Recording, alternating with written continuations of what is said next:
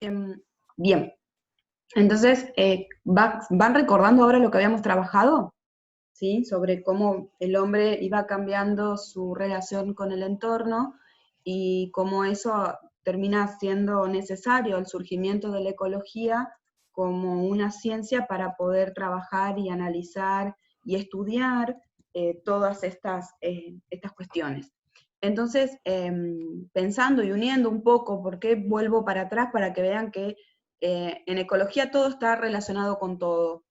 O sea que lo que aprendimos a principios de marzo se relaciona con lo que estamos trabajando ahora a mediados de junio. Y necesitamos tener todo ese bagaje de conocimientos ahí fresquito porque eh, es importante que trabajemos siempre desde un marco conceptual pertinente y no como algo totalmente aislado.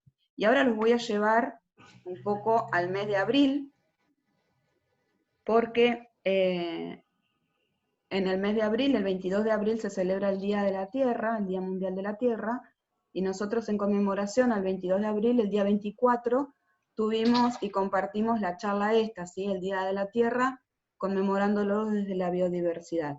¿Alguien se acuerda qué se trató o qué se trabajó en esa charla?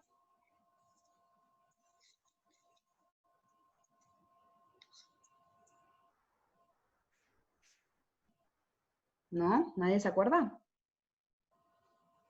La verdad, no es un puntapié. No, pero creo que sí, o sea, pasa que yo me acuerdo mucho de por ahí cuando analizamos algunas especies animales en cuanto a si estaban en extinción y demás, ¿puede ser o no? O le estoy...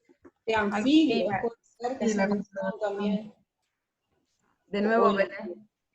de anfibios ella hacía mención, puede ser, o el estudio de ella estaba basado en los anfibios, algo de eso Exacto. se me... Sí, sí, sí. Ese día, Jorgelina, compartimos el documental, ¿sí? ¿Se acuerdan el documental del canal Sí. Onayaga? ¿Sí? Que fue un poco complicado el tema del audio y demás. Que ese canal estaba bueno, ese video, ese documental estaba bueno porque nos mostraba un poco la biodiversidad del sur de la Argentina. ¿Mm? Y después pudimos compartir algunas cuestiones sobre qué está sucediendo con la biodiversidad de nuestro país y no me corre desde la compu. Ahí vamos. Bueno, este es el nombre de la tesis en la que ella trabaja, que se basa en el estudio de anfibios de una sección del río Neuquén y Limay. Un poco retomar esto de por qué el hombre fue transitando, digamos, en la historia evolutiva del hombre, el hombre estuvo como muy vinculado a la naturaleza, después hay una desvinculación y ahora hay un regreso, y por qué tenemos como profesores de biología saber, aprender y defender la biodiversidad, ¿sí? Porque ni más ni menos que vamos a hoy profundizar y ver que cuanto mayor es la biodiversidad y mayor es la riqueza que hay en los ecosistemas, hay más estabilidad en ellos y menos posibilidades, lógicamente, de que se sufran daños irreparables en los sistemas. Entonces, un poco retomar lo que Jorgelina ese día nos había compartido, ¿sí? Que muchas de las causas y consecuencias de la pérdida de la biodiversidad está directamente vinculado con lo que nosotros estuvimos analizando. Un poco las alteraciones en los ciclos biogeoquímicos que están, pero así de la mano con estos tres ítems, ¿sí? La destrucción del hábitat, las especies exóticas que son introducidas, nosotros por ahí las especies exóticas no lo vamos a trabajar por el momento, por esta semana, y también el cambio climático, ¿sí? No obstante, es como que todo está relacionado con todo, las alteraciones de los ecosistemas y las alteraciones en los ciclos biogeoquímicos que trabajábamos la semana pasada están directamente relacionados porque si hablamos, por ejemplo, de tala de los árboles o la deforestación, tenemos destrucción de hábitats. Y esa destrucción de los hábitats y esa reducción en la biomasa de los bosques y la selva propicia a lo que es el cambio climático. ¿Por qué lo propicia? Si no emana nada, no quema nada, no larga gases de efecto invernadero. ¿Por qué les parece a ustedes que la deforestación se vincula con el cambio climático? ¿Y por qué la deforestación, además de vincularse con el cambio climático, se vincula con el proceso de fotosíntesis?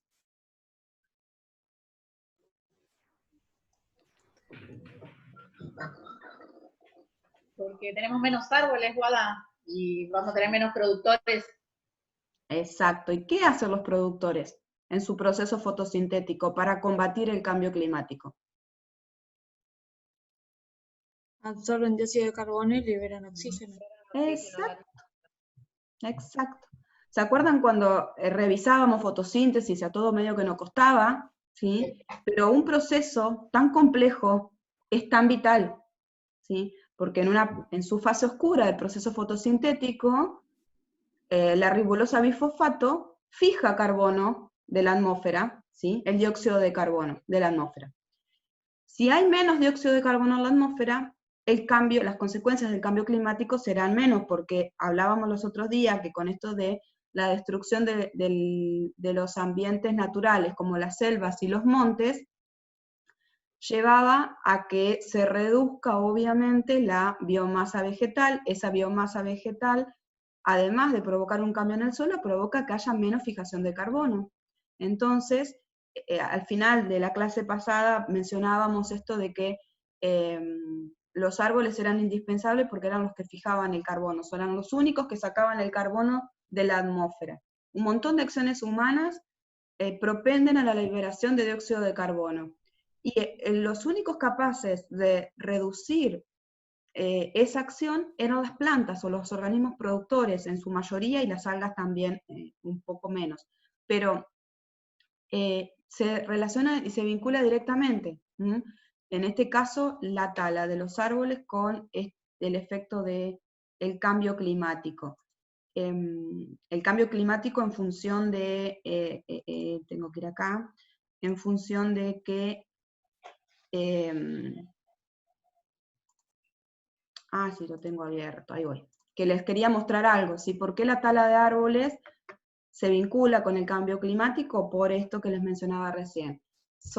Los árboles, las plantas son los únicos organismos capaces de poder fijar el dióxido de carbono atmosférico. Si reduzco la cantidad de dióxido de carbono atmosférico, voy a reducir la cantidad, a ver, tengo tantas cosas que acá.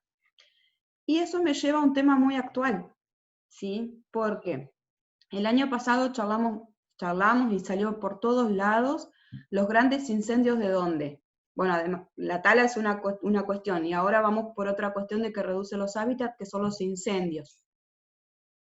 No me acuerdo si fue el año pasado o a principio de este año, el incendio ese tan grande que hubo en Australia, de hectáreas y millones de hectáreas prendidas a fuego, o sea, que no se podía apagar. Exacto. Por todos lados veíamos... ¿En Brasil no hubo también? Claro, todo lo que... En Brasil fue el año pasado, sí, gracias Belén, se me había pasado. En Brasil fue el año pasado, y más cercano tenemos los incendios de Australia, ¿sí? Donde veíamos con mucha tristeza cómo los animales perdían su hábitat. Y ahí, digamos, si bien no se supone que los incendios, ni los incendios de Brasil, ni los incendios de Australia, ni estos incendios que tenemos acá cerca nuestro, son incendios naturales. No sé si alguien habrá visto las noticias que se está quemando varias islas de nuestro delta. ¿Sí? Leí algo. Exacto. Y esos incendios llevan obviamente a la destrucción de ambientes naturales, llevan que las especies estén amenazadas. Acá había una foto de un carpincho que estaba, a ver si se abre, que se había muerto por el incendio, ¿sí? Y por ahí cómo nos cuesta, o cómo por ahí la opinión de la prensa nos invade y nos deja, uno relaciona o uno empatiza, quizás, se colgó, ahí está, uno empatiza un poco más con aquellas cuestiones que están lejos, ¿sí? Y ahora, hoy por hoy, sin embargo, estas cuestiones, estas alteraciones en los ecosistemas isleños están siendo totalmente acá, las tenemos súper cerquita y son muy recientes. Fíjense, bueno, ahí se justo un carpincho pobrecito, y cómo el humo llega hasta la ciudad de Rosario, y por eso es que por ahí lo vemos mucho más a la noticia, y lo que me impactó fue por ahí el inicio de esta página que dice: no son animalitos australianos ni de la selva amazónica, son los de acá nomás, que debemos cuidar nosotros. No es un día de niebla en Rosario, habla de cómo llega cómo nos tenemos que estar cuidando de otras cuestiones en plena pandemia, y en verdad los está afectando también el tema del humo, ¿sí? Fíjense que habla de la quema de los pastizales isleños, y lo vincula directamente con esto. Fíjense, el capitalismo más feroz, materializado en el desangramiento de nuestra tierra por todo tipo de extractivismo, ha convertido a los humedales en un territorio destinado a explotaciones agrícola-ganaderas que colapsan con las condiciones ecológicas de ese medio. A ello se le suma una urbanización impuesta por el avance de capitales locales y foráneos de dudosa procedencia, que han avanzado incluso con sus quintas isleñas sobre territorios de propiedad comunitaria y gubernamental. Y bueno, nos hace una visión acerca de lo que está pasando y por qué se producen estas quemas, que muchas veces lo hacen de manera también intencional para que estos terrenos se desvaloricen y luego puedan hacer algunas producciones económicas que de otra manera no hubieran sido aceptadas. Esta por ahí es una buena página que publica cosas que está buena, así que si por eso lo quieren agendar, se llama Aprendenta Educación Ambiental, porque suelen hacer posteos buenos, lindos, con carácter y rigor científico, así que como profes por ahí está bueno tener estos datos de algunas vinculaciones en las redes. Y me iba a ir a mirar ahora qué otra cosa más había propuesto para esto, sí. Bueno, ir vinculando, vieron que muchas cosas de las que fuimos viendo y trabajando se relacionan y llegan, ¿sí? No seguí con la presentación del Día de la Tierra porque ya después se adentraba con el tema de que había...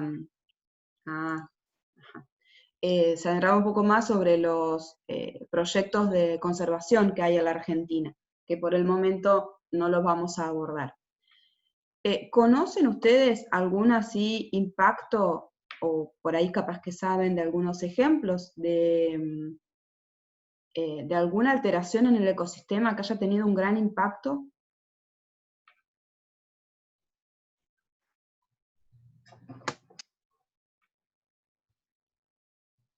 Puede ser, Guada, hablando del avance del hombre a través de la historia, cuando fue necesario crear el gas CFC para la refrigeración, todo lo que tienen los aerosoles, y bueno, eso llevó a una concentración en la atmósfera, y como que hablamos siempre del agujero de la capa de ozono. Bien, ese eso es fue un impacto producido por el hombre, a eso me refería. Exacto, sí. Porque fue elaborado por el hombre para elaborar, pero sin tener en cuenta la consecuencia. Sí, algo lo habíamos mencionado la semana pasada de ese gas que se usa también se usaba también en los aerosoles. O sea, yo le decía por ahí, ustedes son muy chiquitos, pero cuando yo era chiquita, ustedes ni habrían nacido, pero cuando yo era chica empezaron a aparecer los gases, los aerosoles que decían no afecta a la capa de ozono, y había muchas campañas publicitarias que decían que había que comprar esos aerosoles, ¿sí? Que digan que no afecta a la capa de ozono. Y también se relaciona con lo que dice Daniela, porque los mismos gases, los clorofluorocarbonados, son los que se utilizaban en refrigeración. Y eso llevó a que haya la emisión de esos gases a la atmósfera llevó a que se reduzca el ozono porque se combinaban con oxígeno en esta formación y deformación continua que tiene la capa de ozono. y eso llevó al adelgazamiento de la capa de ozono. Hay una intervención del hombre anecdótica, a ver que voy a abrirlo primero para que la puedan ver. Ay, se me cerró. Espérenme un poquito. Que les quería mostrar que el hombre ha hecho cosas muy complejas en el ambiente y eso llevó a otras consecuencias en catarata. A ver si lo abre ahora. Lo he dejado abierto y se ve que en una que fui cerrando. Profe, ¿puede ser también la deforestación que afecte, o sea, el cambio climático? Sí, pero en cuanto al calentamiento global, porque decía que cuando sacaban todos los árboles, los rayos ultravioleta no tenían dónde fijarse y por lo tanto calentaba mucho más la capa de ozono. Sí.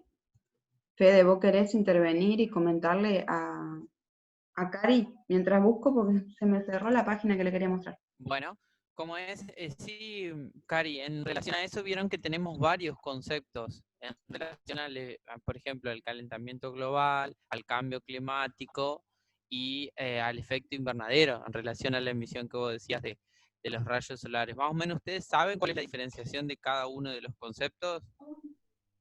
Porque es como por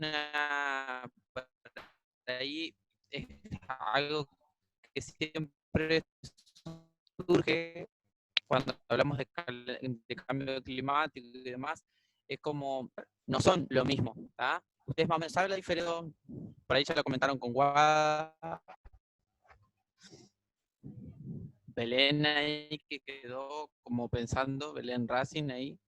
Es que se te recorta, Fede, va, yo no te escuché nada. Sí, se escucha todo cortado.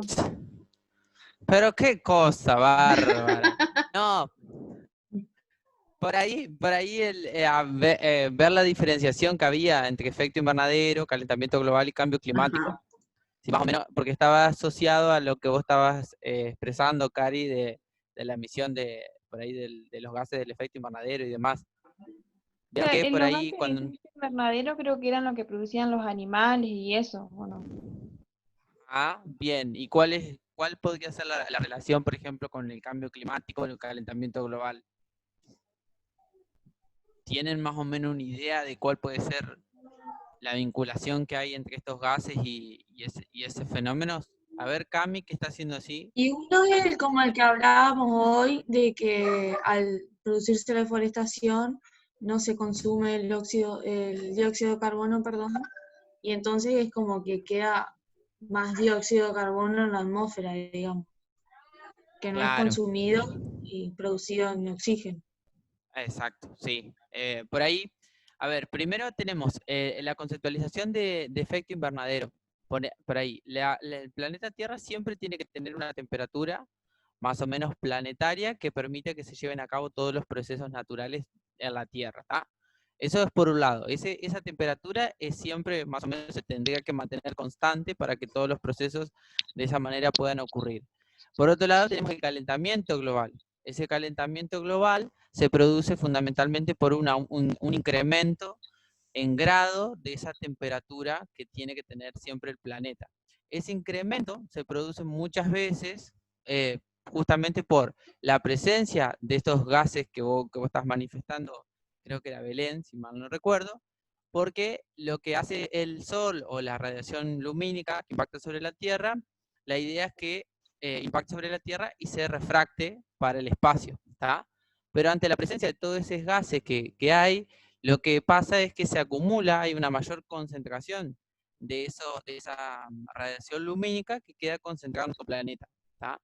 Entonces es como que impide que se refracte, o en algunos casos impide que sea absorbido, por ejemplo, con esto que estaban ustedes hablando de la deforestación. Muchas veces la vegetación es la que genera la captación de esa radiación lumínica. Y si no hay un lugar donde la pueda captar, directamente impacta, por ejemplo, sobre los sustratos, sobre los distintos sedimentos. Entonces eso lo que genera es como un sobrecalentamiento de de la Tierra. ¿Tá? Esto es lo que genera el calentamiento, y este calentamiento, hasta hace un tiempo había artículos que decían que qué es lo que pasaría si aumentaba la temperatura global de 1 a 5. No sé si ustedes lo han visto. Por ejemplo, si aumentaba 1 grado, ¿qué podía pasar? Si aumentaba 2 grados, ¿qué podía pasar? Creo que salió en varios artículos y en hasta revistas. Entonces eso es lo que generaría este cambio climático. ¿Da? Entonces ahí vamos viendo cómo algunas cuestiones que ustedes por ahí las vemos o las asociamos que son de manera como aislada, pero sin embargo todo tiene que ver con todo. Y por ahí cuestiones que hablamos de la deforestación se relacionan con el calentamiento global, por ejemplo. Entonces como que esto es lo interesante que nos brinda la ecología, y por ahí esta que le está haciendo Guada de por ahí de hacer la recompilación de cada uno de los hechos, para que ustedes vean que de una u otra manera se relacionan y se interconectan unos con otros. ¿Tá? Entonces está buenísimo ir relacionando. Creo que más o menos esa es lo que preguntabas, Cari. Sí, ya me respondiste, gracias. Bien. Sí, la semana pasada habíamos abordado esto también, porque son dos temas totalmente, dos conceptos muy distintos, y muchas veces se los usa como sinónimos, no son sinónimos. Una es una cuestión natural del planeta y la otra es una consecuencia. Bien, ahí encontré, bueno, así como hemos venido analizando, busqué dos ejemplos particulares de algunas alteraciones en los ecosistemas para poder compartirlo con ustedes, ¿sí?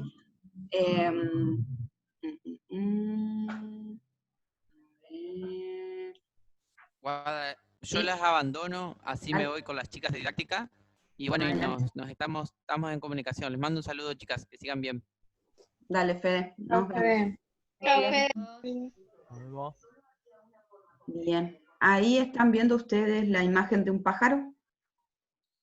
Sí. Sí, bárbaro. Bueno, ¿lo conocen? Es el dodó, pero está extinto, ¿no? Sí. Sí. ¿Alguien más, aparte de Camila, lo conoce al dodo? No, yo iba a decir, se parece a un pato. Se parece a un pato, sí. Bien. Y sí, ya sé, es un pájaro que está totalmente extinto. ¿Y conoce la historia de por qué se extinguió el dodo? No, yo no lo conozco. ¿No? Bueno, el dodo es un ave fíjense, dice, un ave que no volaba, ¿sí? Y que vivía en algunas islas, en las Islas Mauricio, cerca de lo que es Madagascar. Madagascar se ubica geográficamente más o menos allá por África, ¿sí? Madagascar es una isla que se fragmentó y se separó del continente africano, ¿sí? Bueno, por esa región más o menos está en esa isla Mauricio, a donde vivía el dodo, o también llamado pájaro bobo, ¿sí? Y esto sucedía que, bueno, pobre ave, o sea, él evolucionó en una isla donde no tenía predadores, por eso no era necesario que volara, y como no tenía predadores, no tenía que gastar demasiada energía para poder huir en esta relación de la cadena alimentaria, de la cadena trófica, las relaciones tróficas en el ecosistema, era un pájaro gordo también, ¿sí? Que tenía mucha carne. En las incipientes navegaciones que empezaron a ocurrir en esa región, el pájaro, los navegantes que hacían por ahí un alto en esa isla para ver qué podía ver, empezaron a capturarlos a los pájaros y se los llevaban en las embarcaciones vivos como carne fresca, ¿sí? Al igual que hacían en su momento con las tortugas grandotas, las tortugas Galápagos. Entonces, el ave era un ave sonsa porque no podía correr, él no estaba acostumbrado a huir de los peligros, entonces los marineros rápidamente lo podían capturar y se lo podían llevar en las embarcaciones. El punto fue que varios años después que el dodo se extinguió, encontraron que en esa isla dominaba este árbol, ¿sí? Un árbol que se lo conoce con el nombre común de calvaria. Y el tema era que empezaron a analizar que en la isla quedaban únicamente 13 árboles adultos de calvaria, y empezaron a buscar cuál era la causa de por qué no había árboles Fíjense, en 1973 Temple descubrió esta cuestión, ¿sí? Que quedaban muy pocos árboles y empezaron a buscar cuál era la causa de por qué el árbol no estaba germinando cuando las condiciones eran las adecuadas. Y el punto fue que el árbol estaba en peligro de extinción a causa de la extinción del dodo, del pájaro. Y el punto era que el pájaro consumía las semillas del árbol y las semillas al pasar por el tracto digestivo del ave sufrían escariaciones y hacía que pueda germinar con facilidad. Entonces, había una relación muy intrínseca, muy ajustada, una relación de protocooperación entre el dodo y el árbol calvaria. Y el punto fue que en la isla no quedó ningún otro organismo, ningún otro vertebrado que se alimentara de las semillas del árbol y al expulsarla con sus excrementos le ayudara en su germinación. Entonces, fíjense por ahí, hoy en día vemos quizás impactos muy fuertes o muy directos sobre cómo el hombre interfiere en los ecosistemas, en la dinámica de los ecosistemas y cuáles son las consecuencias, y acá quizás de una manera un poco más soslayada, ¿no? Ahí se ven las semillas.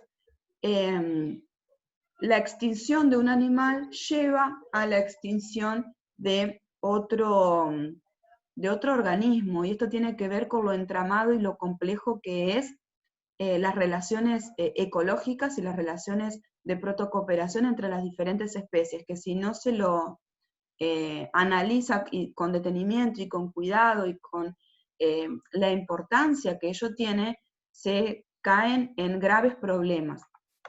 Bueno, y ahora, no voy a seguir hablando yo, les voy a compartir este video, dura 4 minutos, y después vamos, como para introducción, de ver qué pasa en los ecosistemas y primero, bueno, analizar el tema del caso del dodo para ver cómo la mano de la acción del hombre modificó totalmente y puso en riesgo de extinción indirectamente una planta, un vegetal, porque muchas veces se enfocan y vemos mayor publicidad sobre las extinciones de las especies de los animales, y las especies vegetales también tienen sus problemas y sus consecuencias. El tema del ejemplo del dodo me pareció interesante, al menos que lo conozcan y vean cuál es la relación. Se me cortó.